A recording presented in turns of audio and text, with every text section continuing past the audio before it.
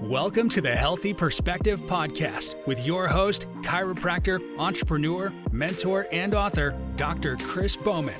He'll break down and extract the secret sauce behind his own success and the success of some of the top leaders in every category and from around the world. Get ready for your weekly mental adjustment because shift is going to happen.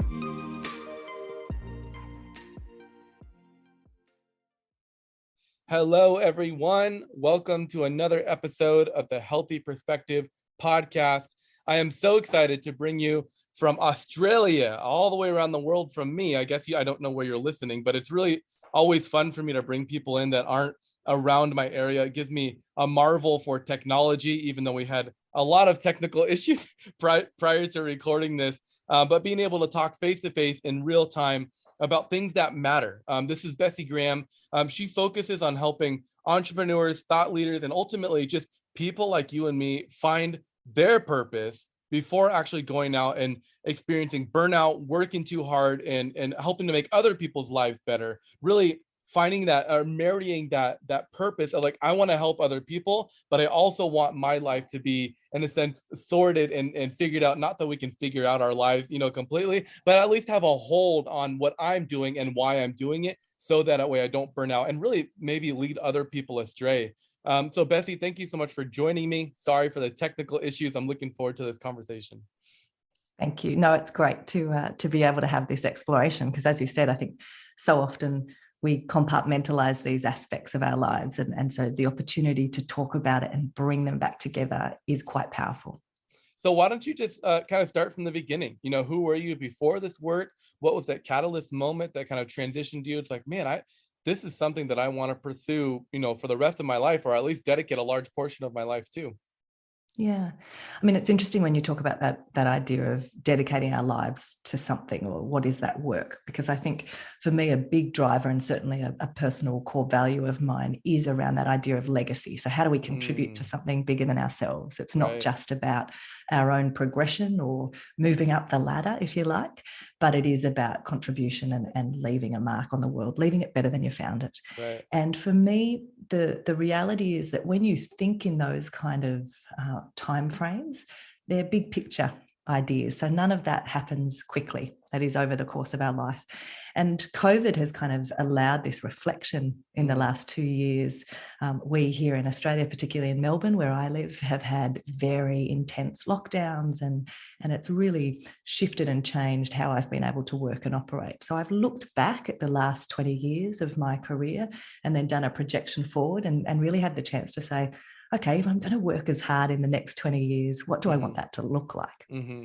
So just to give you a bit of context, the previous 20 years for me has always been around trying to figure out, I'm not someone who fits neatly in one box. So Are you a business person, or are you about social justice, or do you think government has a role to play? I've always been both from an intellectual or academic perspective. I've studied and loved all those things. I have everything from studied politics, international relations, to a master's in counterterrorism. I love a whole range of different things.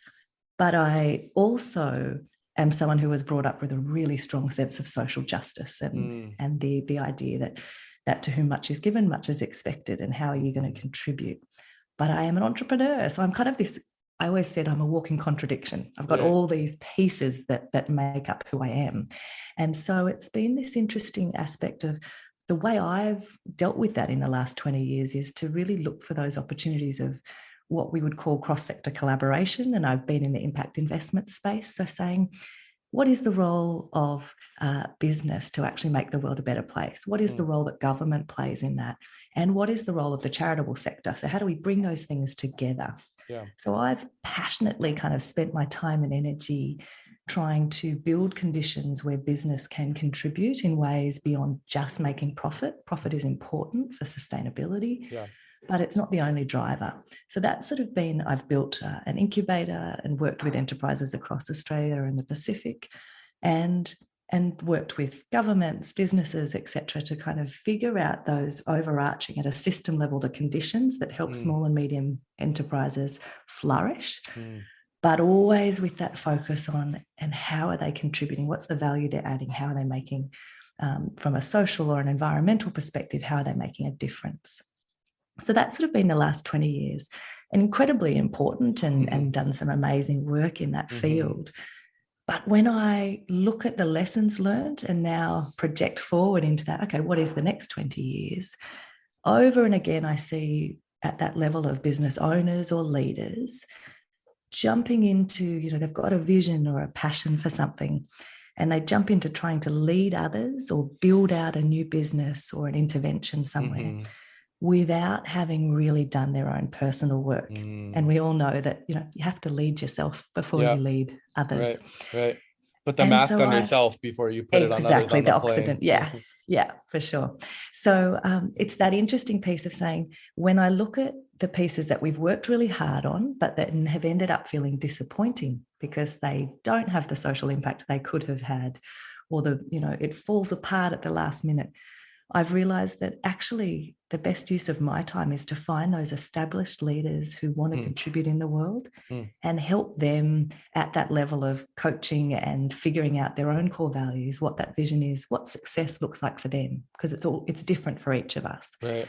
And so that's kind of been that shift of taking my experience in the leadership space, my experience across impact investment, capacity building and capability development for businesses, but with that focus on how do we actually make the world a better place. And really the common theme for us is bringing back together the ideas of doing good and making money. What do they look like when they're integrated and not two completely separate ideas? Right. And not even just separate, but almost polarized. Yes, you have to pick one.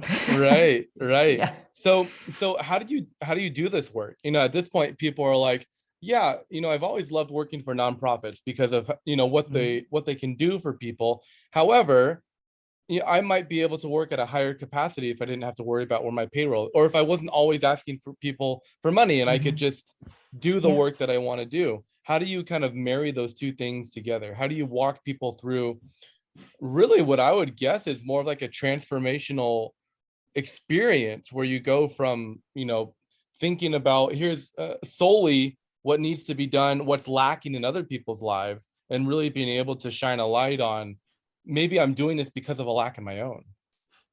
Absolutely. Yeah. I mean, you've hit it on the head there, because so often when people come to us in that capacity of, from a business perspective, it starts with them in the same way we do as individuals, saying, the problem here is access to capital. So if I could get some investment, it would fix all the problems. Right. Same goes for us as individuals. We often misname what the actual problem is. And so we think, if I solve this, everything else will fall into place. And in a business context, as an impact investor myself, and someone who's very much across that world of the combination of whether something's a grant or an investment, what does that look like? I know, and you know, that if there's a problem in our business and we're bleeding, putting more money in will just make you hemorrhage quicker. Like that, we've got to address the actual issues of why this business model isn't stacking up. Right. So let's bring that back to us as individuals then. The same thing is true. If there's this fundamental belief in us, either conscious or unconscious, that I have to choose, or that making money is actually either wrong or makes me uncomfortable, or that there's something that you need to be a bit cautious about once something becomes profitable, or if we have a sense that the only way I can contribute is to give everything away, or to work for a charitable organization, that's a mindset, that's a belief that we have to actually unpack. Now, we may choose, like any mindset or belief, we may unpack it and reflect on it and go, no, I do believe this is, central to who I am, and proceed. But too often what I see with leaders and business owners is that there hasn't actually been the questioning or reflection to even understand what that underlying belief is. So it's coming back to this mindset and saying, can these things coexist? Am I being black and white and one-dimensional about something that's actually quite complex and nuanced? And is there a relationship I'm misunderstanding here? So, for example, that whole challenge that so many people feel or experience around, they may have thought in choosing their career path that like, I'm driven to really contribute and make a difference in people's lives. So I'll go down the path of either starting a charitable organization or working for one. Yeah. But then they hit a certain point and they think, oh, I have a sick child, or my kids need to go to college and I don't know how to pay for that. Now I have to go and get a real job to earn that money. Right. If we in society and as business owners and those running these organizations had worked through our own issues around money and around how, what business's role is and the comfort we have with the merging of doing good and making money, we could run charitable organizations that were unapologetic about the value they're creating in society and what that needs to charge. Right. We could stop connecting in our minds that if someone is running or working for a charity, they should not be paid very well because they're trying to help or take away from other. It's like those things, we have to question that. And I see that across the board, this discomfort with money that isn't questioned. Now, we also don't want to be greedy and drive down that road. But again,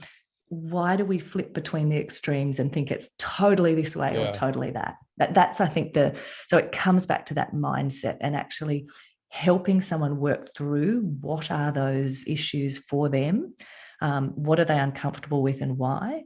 And that's why, for me, those pieces always start with understanding your own core values. Yeah. What does that look like?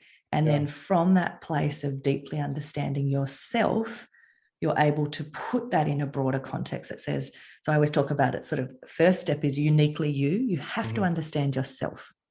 But then we don't want to stay there. That's not satisfying. And from a legacy point of view, that doesn't do it for me, at least. Right. So then it's kind of bigger than you. What's that context you operate in? And then legacy is even bigger picture and sort of saying, okay, this sits within a big system. What do I want to be part of contributing to in the world? And that requires you to have a vision, have an ability to articulate that and know what your unique role is in contributing to that big picture. Yeah. That's so good, and what it sounds like to me is you just ask people questions that they may have not have asked themselves, probably due to either a cultural bias, maybe their parents were, worked for this people, or they're hurt by an organization, or they've always had money. And so they felt maybe, even though it was never their judgment from people because they had money. And so they don't want to not have any because they want to give, not be associated scarcity or fear or whatever it is. Yes. Right. Yeah. And I love that perspective that you bring, where it's like money isn't even an entity. Like money is a symbol, so it's reprogramming the way you even think about money. And once money becomes a symbol to you, then there's no lack of it. Like, you know what I mean? The more you put out what that symbol represents, the more that symbol will be representative of you. Like, you know what I mean? It's not this, the more I cutthroat, the more I try to take this entity, how do you kind of guide people through maybe that transition of like, I've never had any money and now I have some, I feel like I'm not doing something right. Like, like I feel like I shouldn't have it, or, whatever. How can you, because I know that's probably maybe a more of a rare client, but like, how would you work through that with somebody? No, I mean, it's actually not, because we have this tendency in life, we get to either major milestones or big transitions in our life. And we've all just been through a massive transition with COVID. Right? So there are a lot of people questioning or reflecting on, if you looked on a piece of paper, or if you looked on my LinkedIn profile, you could tick all the boxes. I'm incredibly successful. I've done all the things. But when people reach that, point of transition or milestone, they can say, this actually doesn't feel fulfilling. It doesn't feel satisfying. This is not what I thought my life would be. So for a lot of people, there is that point of reflection and going, okay, what else? There has to be more to it than this. Right. And so whether that is driven from the money side or just from that purpose and meaning, that is actually very common. So if anyone's feeling that, you're not alone, and certainly not unique in that experience. Right. But at the level of how we help shift someone's thinking from a money perspective, I go back to the the old biblical concept of time, talent, and treasure. Mm-hmm. So for any of us, you don't just have it's not like your only way of contributing is money. Right. You have all these skills and experience that you've developed over the years. You have your time. How are you spending that? Even at the level of treasure and the money category, we have different ways we can do that. So you can give and be generous with no expectation of return with some of your treasure. But you also need to be wise and a good steward of that money, and think about some of that treasure from a perspective of investment. And it's not selfish or wrong to be thinking about your future and your family's future, and actually investing wisely the money you do have. So again, in all of the work I do, part of the shift is the opening up of our minds to think bigger about what it is we actually have at our disposal. Because so often when we fall into that scarcity mindset and the desperate grabbing of, unless I get as much cash as I can and you miss out and it's mine, like we do the I win or you win. Yes. If it's a zero-sum game, then as you said, we drive, we set a tone, we bring a kind of energy, and that is very different to someone who is open and feels like, has more of what Carol Dweck would talk about as that growth mindset, that there's not a desperation and a fixed aspect to it, but we're thinking bigger. And something like, so we talk about it as the 3 T's method, but that time, talent, treasure is a really helpful way to sit back and look at your life and go, how am I allocating those aspects and those resources, or that capital assets, whatever word you want to use? How am I doing that in a way that aligns with my values? Because my argument would be, if we don't know that first piece, you can be doing what others would find satisfying, or what your parents or your colleagues or your friends think is satisfying. But then you have this internal turmoil because you're thinking, I'm doing all the right things, and yet I feel lost.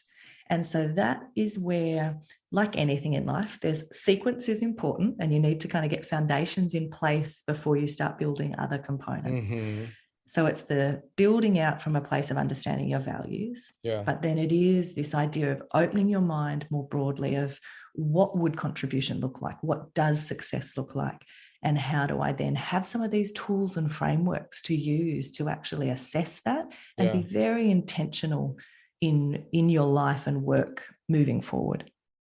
There's I don't know if you know who Jim Carrey is. He's fairly well known around the world, but American comedian. And he said something to the effect of, like, I wish everybody could become rich and famous to see how empty it really is if you're counting on that, like, for your sole source of happiness. It's like, you can have all the money, you can have all the notoriety and fame, you can have all the favors. Like, I'm sure once you get to that point, you're not paying for much. It's like, it's not really worth that much. And I'm sure, people have. I mean, you look at Robin Williams, you look at all these different comedians and well-known people that have entertained and brought joy to so many others, yet themselves were so void of it. And I think what you do is so important, because it's great to make an impact in other people's lives. I don't want to negate that, but at the end of the day, if you make impact in other people's lives that you yourself are still unfulfilled, think of how much more impact you could have if you were left poured in just as much as those people left feeling poured into. Exactly. It's the old kind of concept of giving from a cup that's overflowing. So whether you use, earlier you used the traditional kind of thing of the put your own oxygen mask on first, or the concept of fill, from a full cup you give. That is exactly the point here, because when we are thinking not in short term, if all this was, can I run really hard for the next 18 months, make as much money as possible or as much impact as possible, and then fall apart in an exhausted heap? Well, if that was your aim, you probably could do that. But all of us know that we want to have rich, full lives. When we're talking about things that are actually important or complex in society, that takes time. So anything you're trying to do that is at that level of significance, or that's talking about fulfillment over the course of your life, you need to be able to have the energy to sustain it. And that is where this comes in, because it's not, it's not a sprint, it's a marathon, and it's a very long one. And so for me, it's actually incredibly sad when I've seen over and over again, entrepreneurs and business owners who tend to get to the 10-year mark and then they're just done, but they haven't actually built something sustainable. From a legacy point of view, when their energy falls out, the whole thing stops, because it was not built in a way that could actually sustain beyond them. And that's actually really sad, because then you look at then it's like you have made sacrifices for your family, for yourself, the time, energy, money that's gone into it.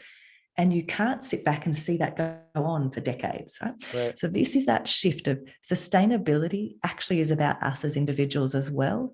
And you will have a more impactful impact on the world from a legacy point of view if you think more consciously. So it's the old, you have to slow down in order to be more effective and speed up. I had a call with one of my mentors this morning. We were kind of restructuring my I help statement, and in context of the book that I wrote, and those sort of things. And I told him what I'm passionate about is a very similar concept that you said, where people when I live in a very small business friendly town area. It's very little corporate world, very much mom and pop small business type of shops. And it pains me to see at the end of their life or in crisis, the business become the biggest liability rather than their biggest asset. And so we're talking about, it's I help people build their business to be an asset, legacy asset, rather than if you die, now the wife or the husband or, the kids has to clean it up. And how do nobody knows how to make that secret salsa that he did, or, whatever it is. But it's like that with our own life too. If I die, my wife would be like, well, hopefully she wouldn't be, oh, Chris always handled this situation. How would he parent here? How would he, not that, trying to keep me alive, whatever it is, but it's no, I understand. Instilling systems and principles and, like you said, core values into what you do. So that way, when other people catch the vision, it can be sustainable for the long term. And the work that you put into it is an asset rather than a liability. I think another way to look at it is a short-term, I'm a little bit jaded, but most short-term mission trips, especially, in third world countries, where we bring our modern medicines and, money and those sort of things, and sure that helps a lot of people in the short term. But usually after we leave, it causes, gang wars and, all that, people fighting over everything, all the Americans or Australians or Britain, whatever UK's left, because we didn't teach them how to use this stuff. We didn't actually equip them to be healthier or think differently. There's an organization, I can't remember the name right now. I think it was a documentary that I watched, but they go to these people. So their goal is to eradicate diseases that we don't really have, in modern civilization due to sanitation issues. And so they would go to these places and dig pit toilets that would last, forever. But nobody would use them. They would go back and visit them in 6 months, and there would be one poop in there, whatever it is. And they would still have all the disease, and they would still have, and okay, so we thought the problem was they didn't have the equipment or the know-how to dig something like that. But really, in their mind, let's poop on our corn, it's fine, or let's poop on our, they didn't have a concept of, this is the problem, this is why we're all sick and dying. And even when he tried to teach them, they still didn't it's whatever. It wasn't until he gave them an illustration that made sense to them, to where they wanted to change their habits, because now they recognized how it benefited their society, and not just for them, but now their kids could live longer, which means their kids could, and I think I resonate with you on those terms, where it's if we could just reach the thought leaders, the business owners, people that are doing really good things in today's day and age, and get them to think just a little bit further, not how can you make a bunch of money from masks, because that's something that's selling a bunch right now, but how can you turn this into something that's sustainable? What's the next that's going to support the next generation and the next person, rather than just hoarding all the money from a fear-based campaign, whatever it is. So I love that. I'm excited for people to listen to this podcast. I think they're going to get a ton of value, and I'm excited for people to connect with you. If they do want to know more or get your resources, where can they go, Bessi? So I have a podcast called Both And with Bessi Graham. So the idea there being, rather than thinking you have to pick either or, you can have both and. So again, all of my work is about that, bringing those ideas back together. So people can listen to the podcast. Otherwise, they can find me on Instagram, just Bessi Graham. I can share the links, and bessigraham.com is the website. But would really love to chat to people. And again, it's that aspect of all of the pieces you just spoke about. We often just need to, as leaders and business owners, have that opportunity to be intentional and reflect on and really clear on what it is that's important to us, what we want to be part of in the world. Because when we just shift straight into action mode and jumping in there, the examples you gave are perfect. I've seen that over and over again in the last 20 years. Good intentions are not good enough. We actually need to be thinking about those unintended consequences, running scenarios, being strategic and taking responsibility for all of the decisions we have control over. And as leaders and business owners, we do have control over many of those decisions that we're often not conscious of. And so that piece for me is where, like you said, when I look at a big system or a network, it's like, what are those very connected nodes in a system? And it is these established leaders that have visionary and want to make a difference. And if I can help them have more impact in the world, for me, that is a worthwhile use of my time. I love it. I was going to ask you, like, if you had one parting comment, what would it be? And I think that summarizes everything that you would want to say. It's amazing. I love this podcast. I'm excited for people to hear it. Like I said, I think it's going to turn on a lot of light bulbs. I think it's going to cause a lot of self-evaluation. What am I doing? Why am I doing it? And I think that's your goal. And that's what I'm discovering as I'm doing more and more these podcasts and getting connected to more and more of these thought leaders. I'm realizing the best leaders don't teach people how to do something. They ask people questions on why they're doing it. Absolutely. Yeah. You should leave from a call with more questions than you had answers. If you leave with answers, then you're leaving with somebody else's lifestyle. Exactly right. Couldn't agree more. I love it. Well, thanks so much, Bessi. I appreciate your time, and we'll talk to you soon. Thank you. Thank you for listening to the Healthy Perspective Podcast. To connect with Dr. Bowman, follow him on Instagram @Dr. Chris Bowman. Until next time, make shift happen.